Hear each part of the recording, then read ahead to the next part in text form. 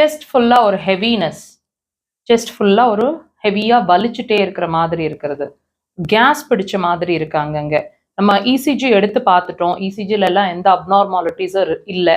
ஆனால் செஸ்ட் ஃபுல்லாக ஏகமாக வலி இருந்துகிட்டே இருக்கு, ப்ரிக்கிங் பெயின் மாதிரி அங்கங்கே கேஸ் பிடிக்கிற மாதிரி இருக்கு.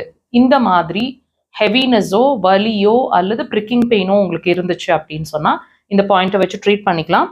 லொக்கேஷன் பாருங்க, பாமோட முடிவு ஒரு க்ரீஸ் தெரியுதுங்களா, தம்மோட முடிவு அந்த க்ரீஸோட முடிவு ரெண்டும் சேர்ற இடத்துல எக்ஸாக்டாக அந்த இடத்துல மார்க் பண்ணிக்கிறாங்க பாயிண்ட்டை.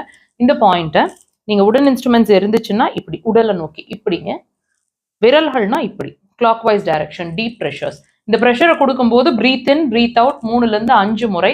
ஒரு ப்ரெஷருங்கிறது 15 to 20 செகண்ட்ஸ். இதை வந்து கண்டினியூஸாக ஒரு 5லேருந்து 10 முறை ப்ரெஷரை கொடுத்துட்டே வாங்க. கேப்ல ஒரு ½ an hourல அதே மாதிரி ரிப்பீட் பண்ணுங்க. 3 தடவை 1 hour 1.5 hours ரிசல்ட் இருக்கும்.